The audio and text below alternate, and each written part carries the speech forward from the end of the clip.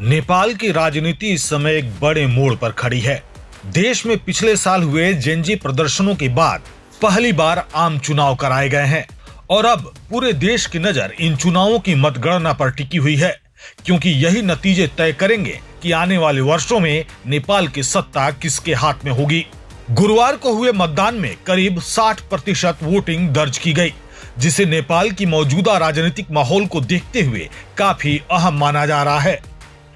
मतदान शांतिपूर्ण तरीके से संपन्न हुआ और अब धीरे धीरे अलग अलग सीटों के नतीजे सामने आ रहे हैं।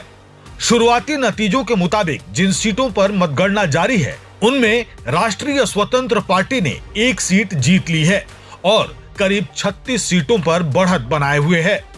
वहीं नेपाली कांग्रेस लगभग 5 सीटों पर आगे चल रही है, जबकि कम्युनिस्ट पार्टी ऑफ नेपाल यानी CPN-UML 3 सीटों पर बढ़त बनाए हुए है। इसके अलावा कम्युनिस्ट पार्टी ऑफ नेपाल माओवादी सेंटर भी शुरुआती रुझानों में 1 सीट पर आगे दिखाई दे रही है। इन रुझानों ने नेपाल के राजनीति में एक नया समीकरण खड़ा कर दिया है। सबसे ज्यादा चर्चा जिस पार्टी की हो रही है वह है राष्ट्रीय स्वतंत्र पार्टी, जिसका नेतृत्व कर रहे हैं बालेन शाह। बालेन शाह पहले एक लोकप्रिय रैपर के रूप में जाने जाते थे और बाद में काठमांडू के मेयर बने। अब उनकी पार्टी राष्ट्रीय राजनीति में तेजी से उभरती ताकत के रूप में सामने आ रही है।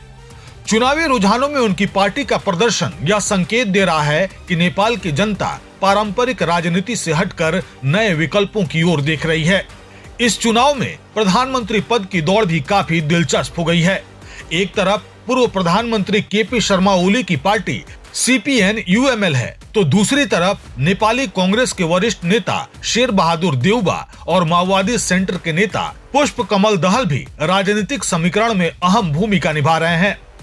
नेपाली कांग्रेस की ओर से गगन थापा को भी प्रधानमंत्री पद का संभावित चेहरा माना जा रहा है। गगन थापा ने चुनाव प्रचार के दौरान साफ कहा था कि वे नेपाल के राजनीति में लंबे समय से चले आ रहे पुराने नेताओं के दौर को खत्म कर नई पीढ़ी को नेतृत्व देना चाहते हैं। दरअसल नेपाल के राजनीति में यह बदलाव अचानक नहीं आया है। पिछले साल युवाओं और खासकर जेनजी के बड़े विरोध प्रदर्शनों ने पूरे राजनीतिक ढांचे को हिला दिया है। उन्हीं आंदोलनों के बाद तत्कालीन सरकार गिर गई और देश में नए चुनाव की नौबत आई।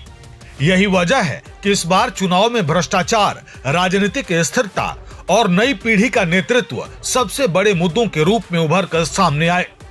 फिलहाल पूरे देश की नजर मतगणना पर टिकी हुई है। जैसे जैसे नतीजे सामने आएंगे, यह साफ हो जाएगा कि क्या नेपाल की राजनीति में वास्तव में नई पीढ़ी का उदय हो रहा है या फिर पारंपरिक पार्टियां एक बार फिर सत्ता की बागडोर अपने हाथ में ले पाएंगी।